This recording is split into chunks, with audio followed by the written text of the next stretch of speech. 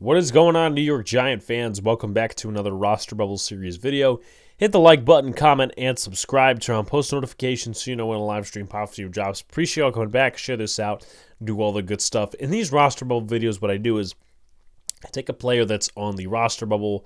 I talk about their background, their competition, ways they could win a spot on the roster, ways they could lose a spot on the roster, and projection at the end. Today we're going to do Tommy DeVito, or as people referred him to as Tommy Cutlets. Tommy DeVito was an undrafted free agent last year out of the University of Illinois, before that Syracuse. And he came in training camp. I was there for multiple practices, and he looked very confused. He looked like he didn't know what he was doing with the offense, and I'm like, here we fucking go. The Giants are going to cut this guy. I don't know if he's going to be on the practice squad, but he just doesn't look good. In the preseason, he did show some stripes. He played solid against, it wasn't the Jets because he threw a pick six, though he did decent that game. The Lions game, he did pretty solid, and then I know he played against the Panthers, so he played solid enough to get a backup role. Now, moving forward, he was obviously on the practice squad. You had Tyrod and you had Daniel Jones. So Jones gets hurt. He becomes the backup. Against the Jets, Tommy DeVito comes in, and Brian Dable does not let him throw a pass. Then you got games against the Raiders and the Cowboys. Daniel Jones eventually gets hurt for the season. Tyrod does come back at a certain point. But you have this strain of weeks where DeVito's just on a tear. Green Bay, New England, Washington, and then that's where the Tommy Cutlets things come out, and he's made this aura, this name for himself, along with his agent Sean Stellato, and he's basically Linsanity 2.0 until the Saints game, and all of that is pretty much over. It's not fun anymore, and he's still doing these promotions. He still has these deals with these different companies for sponsorships. I know he was doing some with Rayo's pasta sauce, but nonetheless, he was benched later in the season for Tyrod Taylor, and the Giants didn't win. Actually, they won a game at the end of the season against the Eagles, but other than that, they didn't win any more games, and the Giants, ended the season the way they did. But Tyrod Taylor goes to the Jets. Giants bring in Drew Lock. They bring in Nathan Rourke, and that's where they are at right now with Tommy DeVito and Daniel Jones. So, moving forward, stats-wise, he threw for 1,101 passing yards, 8 touchdowns, 3 interceptions, 3-3 as a quarterback, 6 starts, and a total of 9 games, 89.2 passer rate, and a QBR of 23.7. In terms of his rushing stats, we're going to take a look at his rushing stats. He had 1 rushing touchdown on the ground. It was actually his first game against the New York Jets. 195 yards, 36 attempts, about 5.4 yards per carry, and 21.7 rushing yards per game, approximately.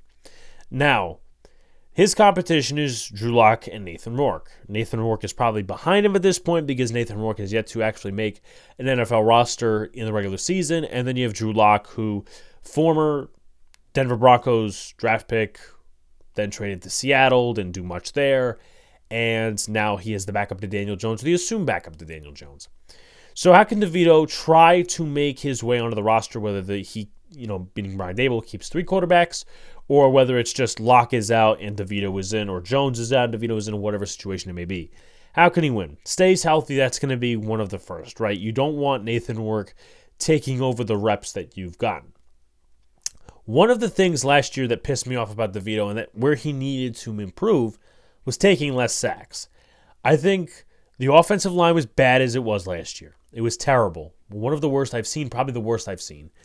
There are stats out there that say Daniel Jones, Tyrod Taylor, and Tommy DeVito did create sacks, though. Whether they held onto the ball too long, they escaped the pocket, this, that, and the fucking third. Tommy DeVito did take a lot of sacks, and we saw that against the Patriots. We saw that against the Commanders. He took a lot of sacks. He wasn't necessarily great with escaping the pocket. The Saints game also was another example of that, along with the Eagle game. So he needs to take less sacks. And, you won't be able to measure that necessarily in training camp, but in the preseason you will. So he needs to take less sacks and have a better pocket presence. Ball production, he could do a little bit better. I mean, yards per game, I think he was around the 120s. That's not great if he could lift that up a little bit. I mean, obviously, these are not regular season games, and these are not regular season reps, so you're probably not going to scale that. But ball production, accuracy could be a little bit better on some throws, and dual threat ability. Having him run is going to be big, going to be very big, in my opinion, alongside taking less sacks, staying healthy, and accuracy, because he can run the ball. I think, honestly, if you want my opinion, he's a better runner than Daniel Jones. Because Jones, you can see, he's a little stagnant, he's a little stiff, but DeVito, not like he's a Saquon Barkley runner, but he's a solid runner as a quarterback. How can he lose? Turnover prone, I think fumbles and interceptions would be his killer. Sack prone, lack of production, holds the ball too long. I think not being in the next step of your development is going to be hurting Tommy DeVito. If he's still taking sacks the way he was last year, I think that would be a step for the Giants to give up on the experiment of Tommy DeVito. If he holds the ball too long, that's part of it. Lack of production. You don't want to see that. I just want to see, if I'm a coach or just being a Giant fan in general, and I'm looking at stuff and I say, okay, I want Tommy DeVito to improve in certain areas. Accuracy and holding the ball too long, basically pocket presence. Those are the two areas I want to see Tommy DeVito improve in. So how can he win? Stay healthy, take less sacks, less turnovers, ball production and accuracy, dual threat ability. How can he lose? Turnover prone, sack prone, lack of production, holds the ball too long.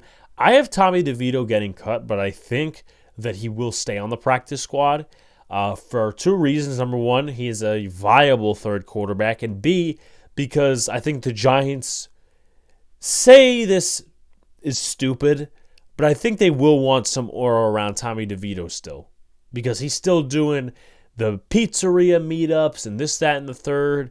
He still has a name for himself, and he's kind of attached to the New York Giants. So I think they'll still try to keep him on the practice squad. But like, comment, and subscribe. Turn on post notifications so you know when a live stream pops to your drops. Appreciate y'all coming back. Peace out, guys. See you later. Stay cool.